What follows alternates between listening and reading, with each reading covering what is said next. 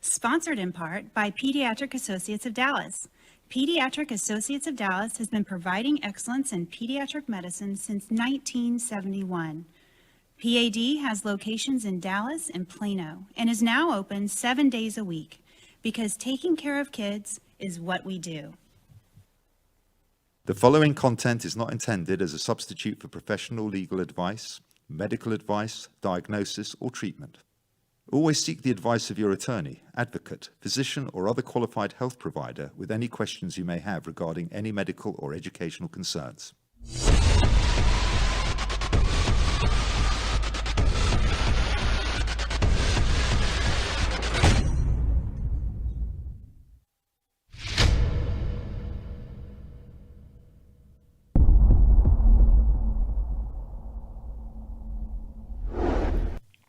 Hi, and good morning, and welcome to another Empower Dyslexia episode. I'm Rachel Chambers. And I'm Stephen Yearout. And we're here to help you be a better partner in education. On the show, we discuss dyslexia and related disorders, intervention, research. We're going to be talking a lot about research today, policy at the federal and state levels, and then we have experts in the field come in as well as people with personal experiences. So thank you for tuning in today. We hope you enjoy the show. Like and subscribe on Facebook and YouTube. That kind of helps us out.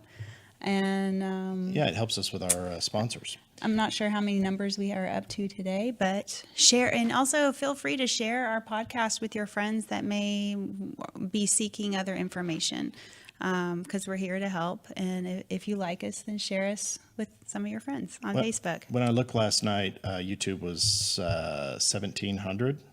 That's good. And I believe Facebook was 1,450 something. That's good. So 1,400. So thanks, guys. Yep. We're making progress. Yeah, it's awesome. Yeah. And always, if you're watching us on Facebook Live or YouTube Live.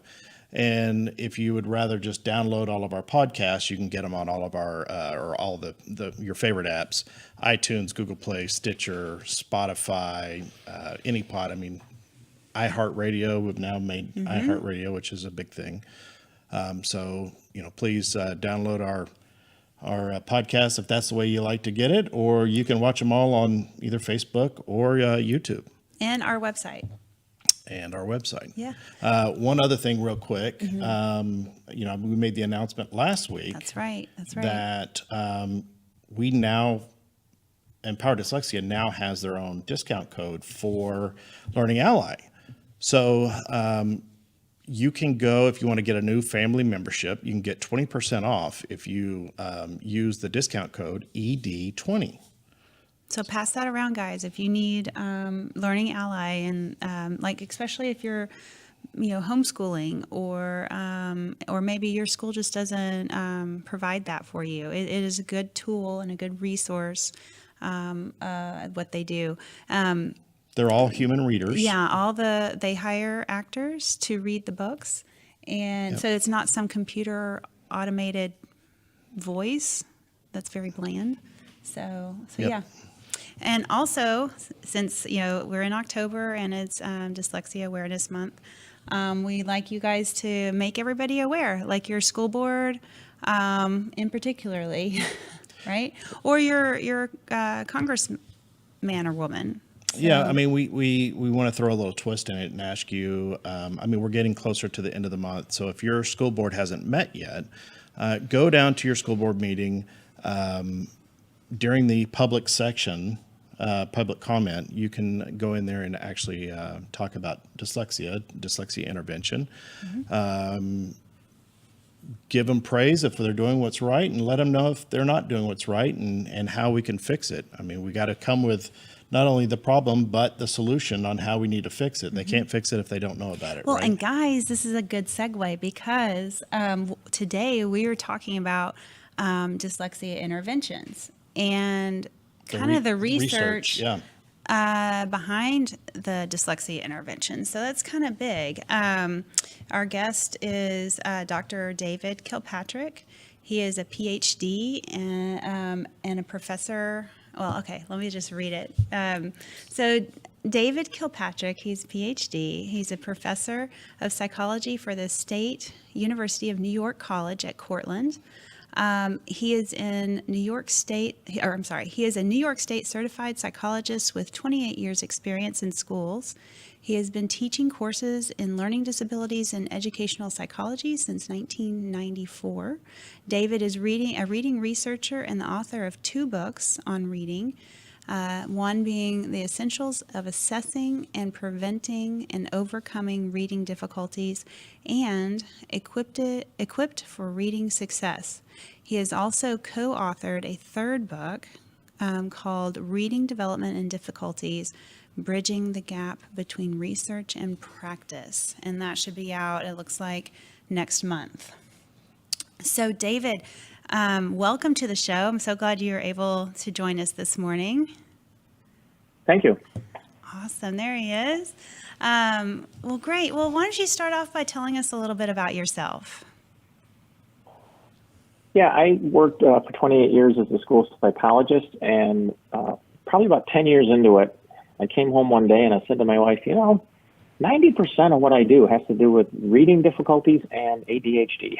So those were 2 areas of great interest to me and to other school psychologists.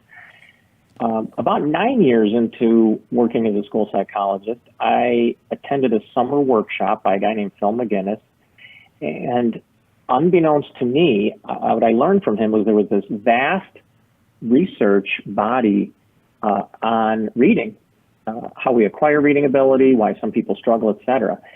I didn't even know about it. I didn't really hear much about it in my training program. Actually, I did in one course, but it went in one ear and out the other. I didn't have enough background for it to really take hold.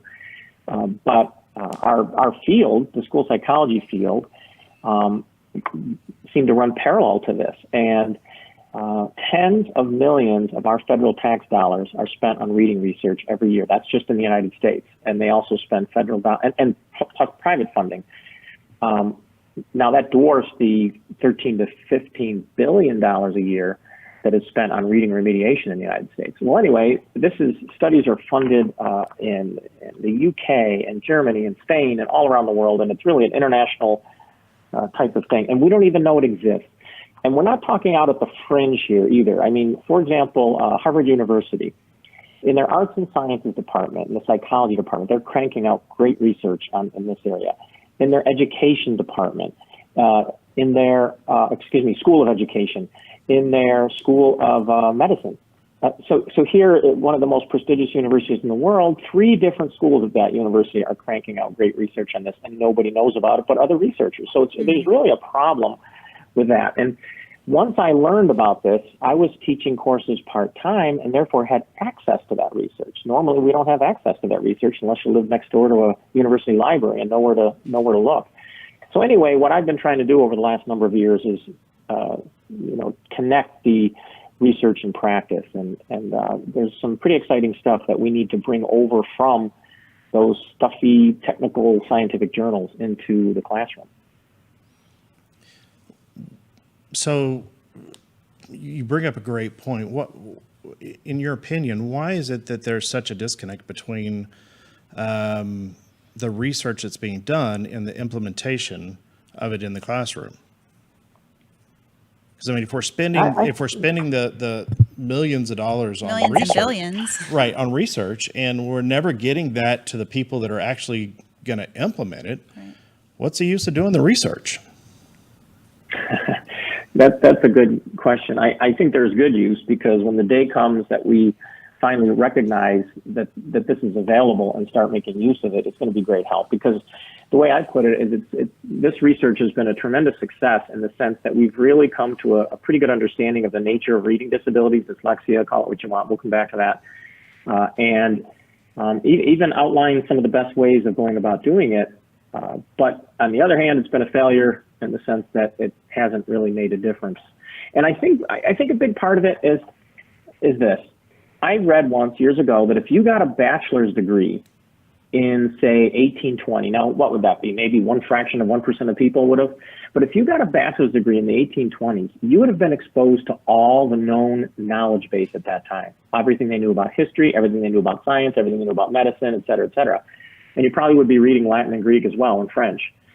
That's changed, hasn't it? I mean, there's been such a knowledge proliferation over the last 200 years that even within the field, say for example, the field of psychology, people don't realize how many separate areas there are within psychology. It's a lot like medicine in the sense that you've got ophthalmology, you've got cardiology, you got pediatrics, you have all these different subfields. And then even so within the reading research field, you have people from across different disciplines. We have people from psychology, education, special education, linguistics, pediatrics, speech pathology. It's like there's a tiny percentage of people working in academia and research in those fields, each of those separate fields that have all caught the reading bug and all come together. If I can point to one particular organization that sort of is a central gathering point, it's a group called the Society for Scientific Study of Reading. And, they have a big convention every year throughout the world, et cetera. Well, anyway, so you can't go to any university in the world and say, where's your reading research department? It doesn't work that way. You could go to the literacy department, but maybe only a fraction of them would be participating in the scientific research. You go to the psychology department, same thing, speech pathology department, et cetera. So the problem is that the education field and the literacy field that might be training the next generation of teachers, they may not have themselves in their master's and doctoral training, had much exposure to this. I certainly didn't. As a school psychologist, and yet we school psychologists are expected to do evaluations of kids for reading problems and make recommendations. And yet I did get exposure in one course, but as I said, I went in one and out the other. It was a quick summer course, and it was one of the only electives I had in my graduate degree. So there is a big disconnect. We have all these different fields that have their own stuff going on. And the reading research is cross-disciplinary. So, like I said, you only have a tiny percentage of people in each of those each of those areas that are doing that. So, quite frankly, if you're a professor of education or literacy, you're teaching what you were taught and learned. That's no different So here in psychology. So no one in the College of Education, this is what I'm hearing you say is, so no one really is in the College of Education is reading the now research, the up and coming. They're not staying up with the times, which is that correct? Is that what I hear you saying? Well, and they're not teaching them. That's kind of a harsh way to put it. That's kind of a harsh way to put it. I mean, we do research reviews in my What's master. I did a ton of research reviews in my master's, and we would pick a subject and go from here to here, trying to collect and read all of the research on that subject that we were studying. And that was my master's. With my bachelor's, we didn't do so much because it was mainly we needed to learn what was in the textbook. But with master's, we had 2 research classes that were very involved, and then we wrote a thesis on the subject of choice. And did a complete research review, and then thesis, which how would if you got to do your if you got to work out your thesis, meaning research project, this is what it would look like. And then if I went on and got my doctorate, then I would have done that research and have made a dissertation and had it published. But well, neither one of us are saying that the research shouldn't be done. It's we not, want but to make you need sure to that read the research we want to that's make sure been that it's done, being is what I'm saying. used and reviewed, and the best of the research is being disseminated down to the people who are going to be able to use this research in the classroom and help our children who are struggling in reading. Right. Sorry, I didn't mean for that to one, be ugly. I'm just trying to clarify if that's what you're saying. There's not, the research is being done, but it's not trickling down to the colleges of education. Is that correct? for the most part. Yeah, Okay. and I'm not finger pointing at colleges of education any more than I'm finger pointing at school psychology graduate programs or speech pathology graduate programs or any other. Sure. We have all these silos, and now I hope at some point we do alert these schools of education to say, hey, let's see what we can do to connect this research to the future teachers, et cetera. If you look at the literacy field, and if you look at a more exclusively literacy journal or a textbook, the broad number of things that they cover, we don't even realize. And so what we're talking about here would be one very specific niche thing within the broader literacy field. Same thing with early education, an early education degree. We're talking about one very, now granted, we believe and have data to show that even though it's one little niche area, it has huge implications on the lives of many kids. And there's a huge problem in terms of the number of struggling readers. So there may be a disproportionate amount of a size of this niche area within those particular fields relative to the impact. So it kind of reminds me of an old Steve Martin joke from the 70s. He back in the days when my neighbors and I used to be out in the garage and listening to it on a vinyl record that we got from the library. And he builds you up by saying, I'm going to tell you, he says, I'm going to tell you how to get $1 million and never pay taxes. And he says a lot of funny things. He builds you up and you're like, I want to know, how do you get $1 million? And so he finally tells you and he says, okay, here's how you get $1 million and never pay taxes. First, you get the $1 million. And then, and of course everybody laughs. And then he tells a funny joke about how you avoid paying taxes. So that's one of the problems we run into. Most of the literacy field is catered toward, okay, now that you can read the words on the page, let's take off from there. Right. And so where we're stuck at is, wait a minute, what about if you can't do that? So the literacy field almost, I'm probably being very unfair to characterize it, but the literacy field almost presumes that you're out of that kindergarten, first, second grade level, and you're really good at reading. And so what we need to do is supplement that with That's the fun part, not the nitty gritty. Let's do it. Let's make, let's teach this kid to read. I mean, let's read this great literature and write these great essays and let's have intellectual conversations. But teaching reading, that's where it's at. That's where you make a difference in someone's life. We have to get the $1 million first. And then we can talk about not paying taxes, right? So, so anyway, that's my concern. And I think, but there are, in the Society for Scientific Study of Reading, there are people in the literacy field that are contributing to this. But once again, they're just one little part of that broader field. Gotcha. Well, let's move on and tell us, because on our phone conversation the other day, you had talked about the process of phonics. There's 2 parts. Can you tell us a little bit about that? For our viewers? Okay, well, actually, I wouldn't say 2 parts of phonics. What I would say is there's word reading. So we have to distinguish between reading words off the page and reading comprehension. The great English writer Milton, there's a story told about how he was losing his sight later in his years, and he used to read the classics in Greek. Well, 2 of his daughters, they didn't know how to read Greek. So what he did is he taught them how to pronounce the Greek so that when he finally lost his sight, they could read it to him. So he would understand what was being read, but he couldn't read the words. They didn't understand what they were reading, but they were correctly pronouncing the words, okay?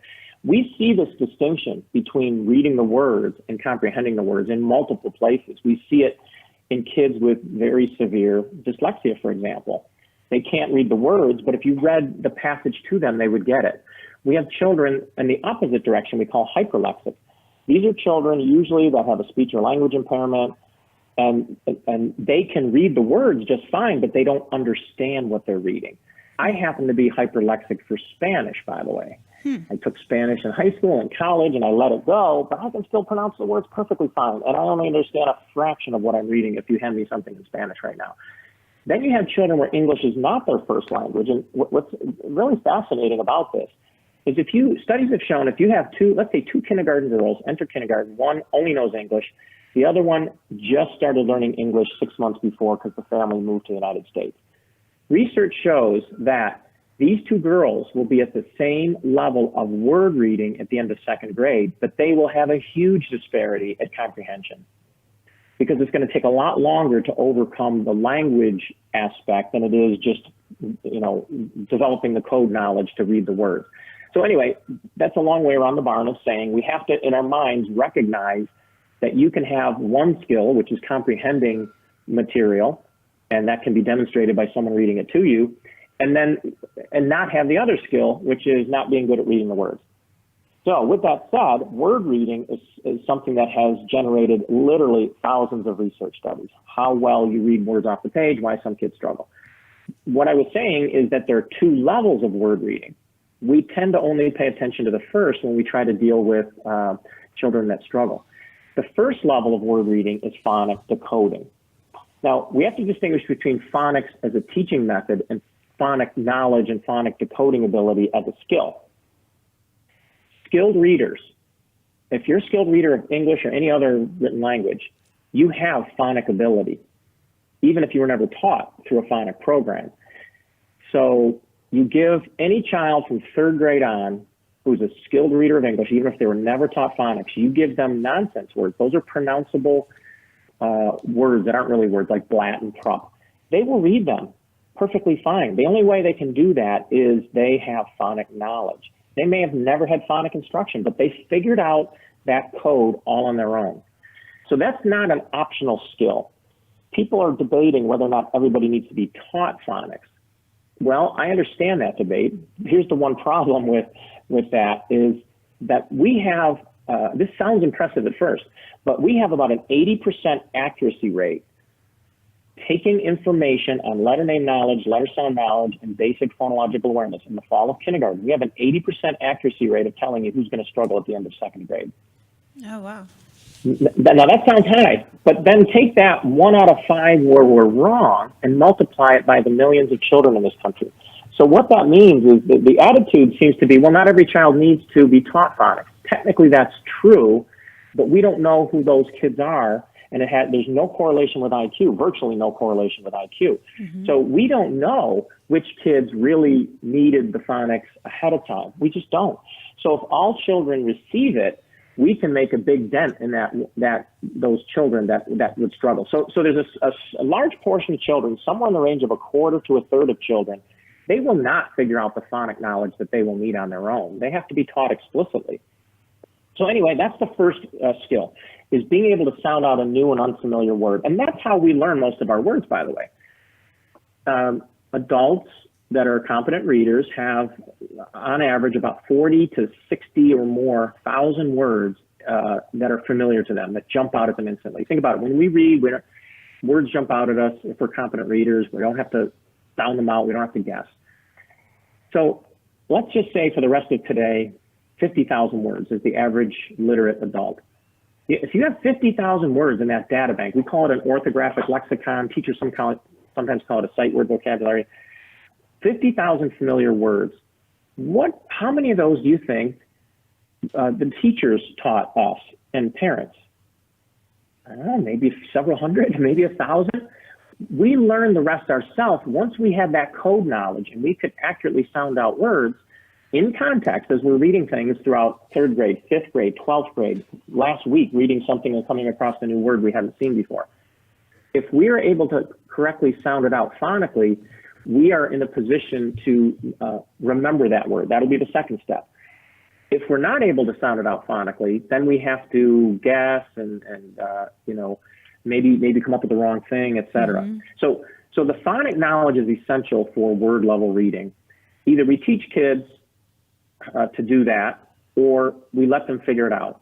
And 1/4 to 1/3 of kids won't figure it out on their own. So if we use a non-phonic approach to teaching children, we're right off the bat, we're leaving behind a very sizable portion of children.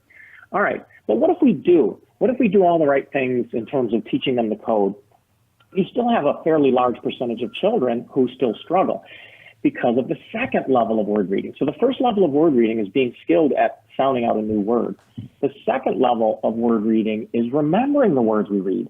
That's how we build up that large 50,000 word data bank of familiar words. Is that what they call automaticity?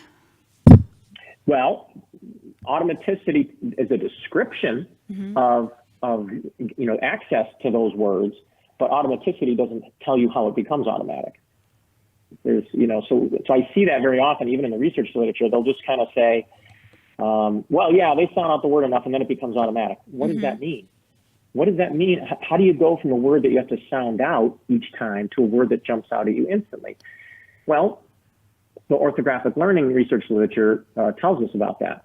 There's interesting, when I do presentations, I use a comic. I can't use it because it's obviously a copywritten comic, so I can't share it. But there are these two guys at a blackboard, they look like mathematicians, and one side there's a whole bunch of these squiggly math problems, and then there's another one on the other side. And in between, it says, then a miracle happens. And so the one guy says to the other, you need to be a little more explicit about step 2 here, okay? So what happens, whether you're from the classic whole word approach, the whole language approach, the phonic approach, et cetera, for the most part, nobody's describing step 2. How you get from a word that you have to sound out, guess at, whatever your favorite approach happens to be, to a word that jumps out at you instantaneously. And that is a question that is addressed in the niche area of the reading research called orthographic learning. So those are the 2 levels. The first level is being able to accurately sound out an unfamiliar word. And we use context as a backup for that, by the way. So a child sees a word, they're reading a word, and they say, the family celebrated the holiday. Oh, holiday. Now, the kid figured out that it's holiday first because the kid created a very close phonetic approximate to a word they do know, which is holiday. And then the context helped resolve that for them. But if the child can't sound that out, the family celebrated, starts with an H, Halloween, you see what I mean? They're flailing about trying to find this out. But if the child has a good phonetic approximation, context will resolve that for them, because holiday has a non-stressed vowel, a vowel and a non-stressed syllable. So those are the 2 things that you need to be a good reader. And all good readers can sound out nonsense words and have a large and continuously growing data bank of familiar words. Kids who are dyslexic have problems either with both, if they didn't get good phonic instruction, or they develop the phonic skills, but they're not good at remembering words. Okay. Cool. Good explanation. Yeah. Let's talk about your book from 2015, Essentials of Assessing and Preventing Overcoming Reading Difficulties. When we were talking about your book, you had said you had looked at all the different research, or a lot of the research that was out there, and really reviewed all of it. Can you talk a little bit about that? Yeah.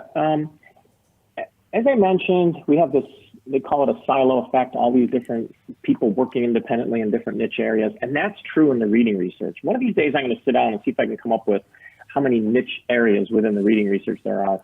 There's at least 2 dozen. Right off the top of my head, I could say 2 dozen, but there, That's a lot, you more could than go I to thought. you could go to the Society for Scientific Study of Reading conference and go to a poster session. They have spoken presentations, but you go to the poster session and you go to one poster, and it's someone at Haskins Laboratory at University of Yale in Connecticut or whatever.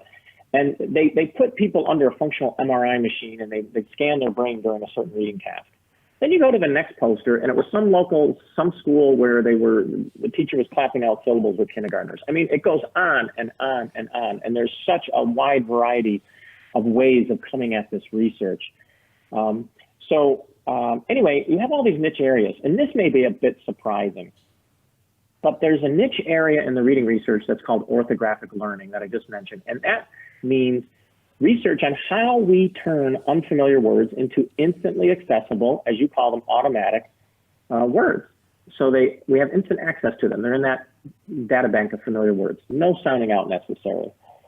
In fact, if you were to look at the words on the page, now, I don't think if anybody's viewing this, they see this, but we're looking at this PowerPoint that has all the words on it. Chances are there's not a single word on there that you could look at without being able to read it. It jumps out at you automatically before you even have a chance. So how does a word get to that status of being automatic? That's what the orthographic learning literature is designed to answer those questions. And I think they've done an amazing job of doing that.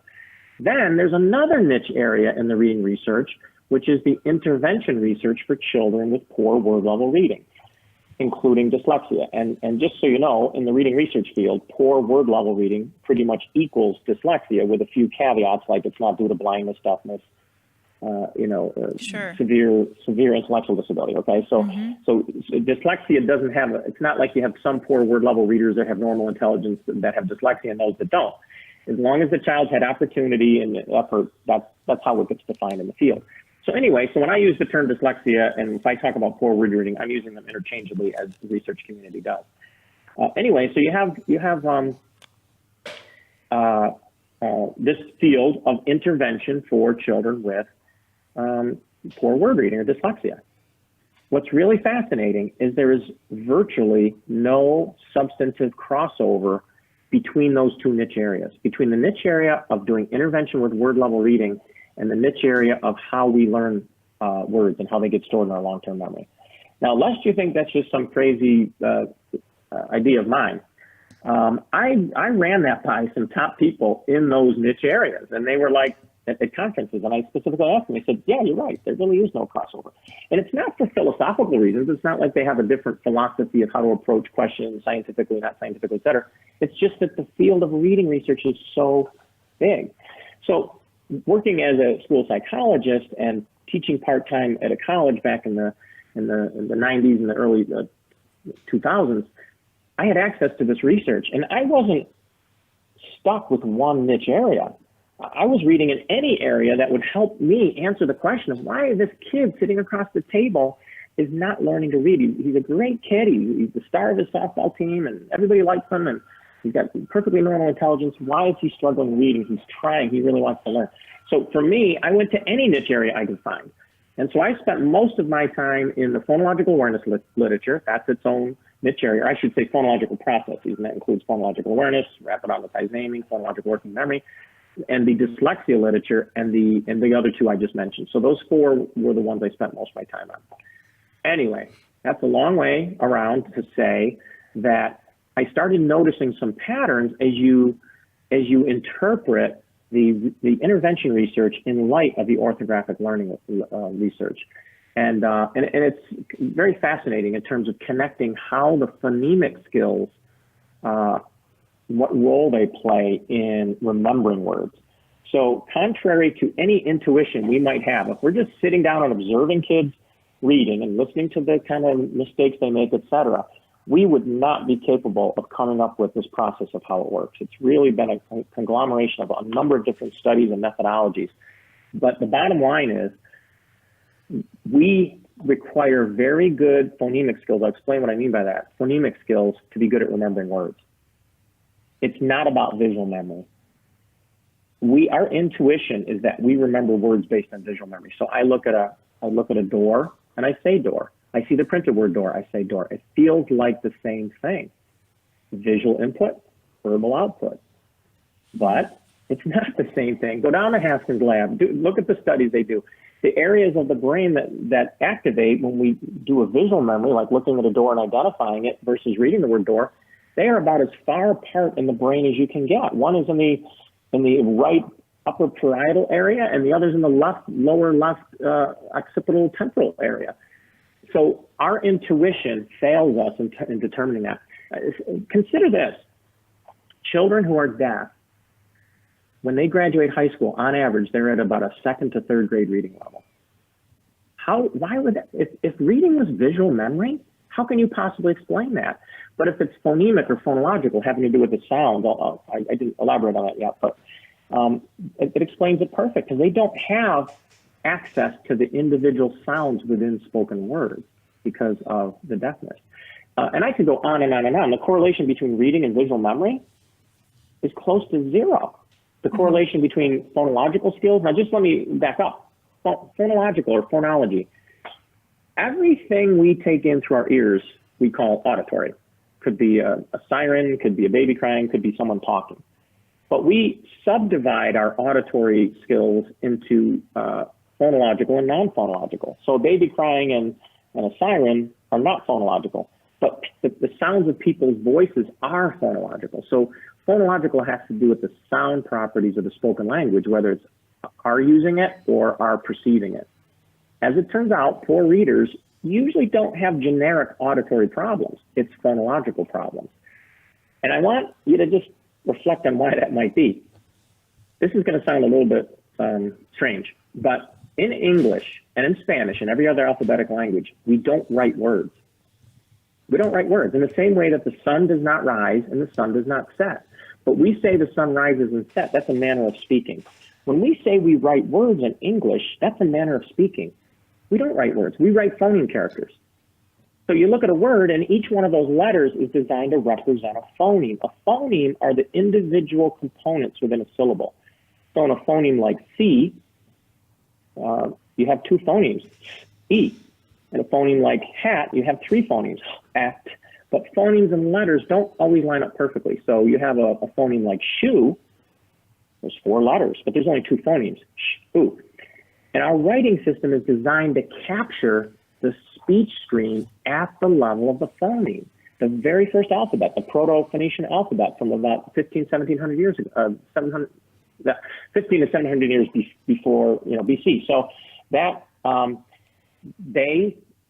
prior writing systems like Chinese and Egyptian hieroglyphics and cuneiform, every character was a word. And in those systems, they did write words, and they do write words in Chinese, but not in alphabetic languages. We're capturing the phonemic structure of the spoken language and putting it down on paper. Therefore, if you have poor access to the phonemes in the spoken language, you're going to struggle in learning to read. So let me ask you a real quick question. So how do you explain a child that can read a word and has a pretty big vocabulary when reading, but can't spell those words? Well, I mean, if they read it and you're saying they have the phonological awareness because they're reading it, They've decoded. they've decoded it, but they can't spell it. Yeah, that's a good question. well, it depends what you mean by decoded it, because the problem with decoding, the term decoding, is that it gets used in 2 different ways. One way is it's used very generically to refer to reading words off the page, regardless of how you did it. And when it's used that way, it's in contrast to comprehension. So you'd say decoding is reading the words and comprehension is understanding what you read. But another use of the word decoding, which is more popular, but they're both in use, is when you come across the word you don't know, you decode it, you sound it out. Right. So if you say a child correctly sounded out a word, the fact that they had to sound it out means that it's not in their long-term memory, right? So we wouldn't expect them to be able to spell it. If it's some of those simple CVC words, they say C, consonant, vowel, consonant words with a short vowel, you get a word like hid. There really is only one way to spell that, hid, right? But you get a word like seen, well, it could be S-E-E-N, S-E-A-N, S-T-E-N-E, like that word, right? S-E-N-E. Those are all different ways that you could conceivably spell the word seen based on the English writing system. But only one of those is correct. Well, 2 are correct because you have S-C-E-N-E, but depending on which meaning you have. So writing words is more complex. Now, I'm not going to go too deep with the spelling, only because spelling is its own huge area unto itself. And I've done nothing more than a little bit of dabbling in that research. And anything I can tell you about spelling would be just a slight step above amateur speculation. Yeah. But I will tell you. I was just going to say, I was listening to you talk about that, and I know I threw that question out. That's not something we had talked about, and that's just something I was thinking about when you were talking about, the process of reading and what skills you have to have along with it. Well, let me just put it this way. What I can tell you is this: spelling requires a more precise memory for the letter order than reading does. So there are many words that perfectly competent readers can spell, like, licorice or rendezvous or whatever. They can read those words, no problem. But when it comes time to spell them, it's much harder. And so you need less precision in your memory for that particular sequence of letters in order to read it than to spell it, especially if it doesn't have a competitor. I mean, what's another word that looks just like rendezvous? Well, there really isn't. So you don't have to worry about attending to the specific letter order in that case. So different words for us have different levels of precision in terms of how we have them anchored in our memory. And the more precise, the better we're going to be at spelling as well. Okay. So I really want to get to this question. Yeah, this is the money question here. And we only have like 10 minutes left, so I really want to cover this question. So we have, in the school systems, we have, there's a ton of different interventions for children with dyslexia. And parents are being told that it's research-based or it's evidence-based or it's evidence and research-based. And, the parents don't have any idea what any of this means. And a lot of times they're being interchanged, research and evidence, the words are being interchanged. I mean, as a consumer, how do we decipher what they're saying to us? Yeah. How do we as consumers, meaning parents and school districts, decipher and figure out what intervention to pick when picking an intervention to help our child learn to read? And that's what your research or your research review covered. So what do we do? Tell us the secret. We want to know. Okay. Here's the secret, and it's not a pretty one. Research-based, that phrase, evidence-based, all of those type of phrases have no legal, standing. So anybody can use them. And because all this buzz about being research-based is going on out there, what that means is every program is going to say it's research-based. Because you're not going to walk into a school district and as a salesperson say, hey, my buddy and I, Sid, we just came up with this idea like a few weeks ago and we put it together and it's not research-based, but it's great. It's going to work great. They're not even going to give you the time of day, right? So you have to use the word research-based, unfortunately. So find a program, commercially available program that doesn't call itself research-based. Right. Now, one of the other problems with the term research-based is we don't have this body of literature where we have, okay, here's program X. We've got all these different studies. We've replicated them at different grade levels. We've replicated them at different socioeconomic status levels, et cetera, and with different populations. So we've got 20 studies on this program. That doesn't exist like that. Researchers don't usually go out to study programs. They go out to study concepts. So let's say if they're they want to do a comparison between, say, the classic whole language balanced literacy approach and, say, a phonic approach. They're going to go out and pull grab an off-the-shelf phonic approach. They're going to grab an off-the-shelf balanced literacy approach or whatever, and they're going to compare them. And their study isn't to study those specific programs. Their study is to look at the concepts that they're trying to illustrate. Now, that doesn't mean there are no studies specifically in programs. There are some, but they're so few and far between compared to what you think. That's usually not what researchers are out to do. Most of that might be within a given program or whatever. They might do some of their own work, and then that is open for, wondering about the validity of that. It may be perfectly valid, but it may not be. So anyway, that's one of the problems we have with that. Now, as consumers, the federal government has given us two different, and I think almost contradictory approaches to dealing with this. One of them has been the What Works Clearinghouse, and unfortunately, that is well-intentioned as that is, that creates the impression that we have some sort of consumer reports opportunity, and it just doesn't work that way. And there are a number of problems with making conclusions based on the What Works Clearinghouse. I don't have time to go into this. A lot of other people have raised some of these criticisms, but one of which is they rely very heavily on what's called effect size, and effect size just shows how well an experimental group did compared to a control group. Well, what happens if there's 6 programs out there, two great ones, 2 mediocre ones, and 2 that are absolutely crummy? And the study showed that the 5th program did far superior to the 6th program, but the 5th program is lousy.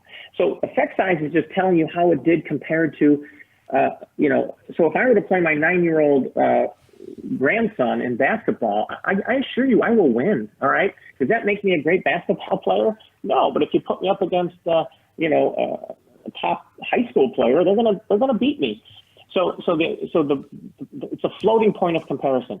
What we need to do is focus on standard score gains. Standard score gains on norm tests tell you, are you actually catching up to the population? That should be something we use to determine if something's effective. Okay, so that's one angle we take, and it creates the impression we have consumer So do reports. these, I'm sorry, I don't mean to interrupt you, but so do these go ahead. interventions out there have listed their standard scores so people can see how much? In research reports, sometimes they do, sometimes they don't. I'm giving you just a mental estimate. I could be way off, but somewhere between 2/3 and 3/4 of research studies include standard score gains as well as effect size. So then we jump to Another opportunity the federal government gives us, and those are called IES, standing for Institute for Educational Sciences practice guides. So if you Google the IES practice guides, there are about 4 of them on reading. And what they're going to do is similar to the reading panel. What the reading panel did is they didn't go test programs. They tested concepts. And for example, they show that consistently, if you teach kids to break that code and learn the phonics type skills, that type of instruction is superior to not doing that approach and using some of the other popular approaches. Time and time again, it didn't matter which phonics program you used, and it didn't matter which non-phonics program you used. Those results were consistent. So that tells you about a research-based approach, not necessarily a research-based program. Well, the IES practice guides do something very similar. They cut across multiple programs. Sometimes the programs they use are experimenter design. You can't even get them. They're in a file cabinet at a university somewhere. And so they're just trying to test out a concept. So the IES practice guide, for example, I've got one up on the screen. It's called, the big long name, I can send it to you, but you'll find them. There's only, I don't know, a couple dozen practice guides, and 4 of them have to do with reading. And so the one is from 2009. It's assisting students struggling with reading, response to intervention, a multi-tier intervention, blah, blah, blah. It's got a middle-aged man with a beard on the front tutoring some young boy. But there's a few others. And they are not going to talk about programs. They're going to talk about concepts and approach. Okay, so get back to your question. Parents now become empowered by knowing, hey, that's your term, isn't it? They become empowered by knowing what concepts, what approaches are effective and what aren't. And so then they say to the school, look, my child needs an explicit teaching of the language. My child needs the explicit training of the phoning skills so they become good at remembering words. Now, unfortunately, we have this situation where a lot of we the have 2 minutes left. didn't do that. Okay. David, we have 2 minutes left, so you might want to start to wrap it up for us, please. Okay, that's fine. Sorry. Time constraints. I just wanted to warn that a lot of programs now that haven't done that conventionally have put just a little smattering in there. So now they can say, oh, yeah, we do that. Oh, yeah, we do that. But they're not really doing it to the level that it's going to make an impact. Yeah, so it's really hard as consumers, I would say, to pick what program is actually going to benefit our child or student the best. Is that a fair assumption? Is there a lot of claims but not backed by research? Like they're not plenty of claims not backed by research. Yeah. So guys, just buyer beware. Do your research. Go out and read about it. Don't just listen to the salesperson. Like ask them for all of the literature, where they got the research to make this program. And how successful their program is by standard scores, not just because we said it was or whatever. Ask for their research. Ask to see what their research says. Well, I think that's probably what you're saying, right, David? Yes, absolutely. Okay. So, Mr. Kilpatrick, thank you so much for coming on our show. Yes. Sorry we ran out of time. We definitely want to have you back on. We would love to. We have a lot of people asking to hear from you and would love to speak to you again. Yeah, definitely. Okay, yeah, thanks for having me. And I hope, there's still, because, you said earlier that there's not a good crossover between orthographic learning and word or dyslexia intervention. So I hope that they will continue to do that kind of stuff or start doing that kind of stuff. Wouldn't you say? I'm nudging my colleagues in the research community in that direction. That's what I'm trying to do. Good. I'm glad because I know that's what we talked about on the phone the other day. So thank you so much again, and we will talk to you again soon. I hope we enjoyed it. Okay, thank you. Thank you. I did too. Yep, thanks. Cool. Real quick, as we always say, if you think that your child's struggling in school, please make sure that you take the first steps, get them tested. You can go on our website, Dyslexia. I can't even speak. EmpowerDyslexia.info. And we have some templates on there. You can download the templates, turn those into your schools, get the process started. Yes. You'll be happy that you did. Your children will also. With all that being said, as fast as I can. Next week, we have week. a really great show. We have Yeah. the mayor of Richardson, Texas coming on. Who is also dyslexic. Yep. Yeah. So make sure that you tune in next Thursday. We'll be back at Thursday at 10 or 11. Next Thursday at 11. So Next Thursday at 11, guys. we'll see you there. Okay, bye.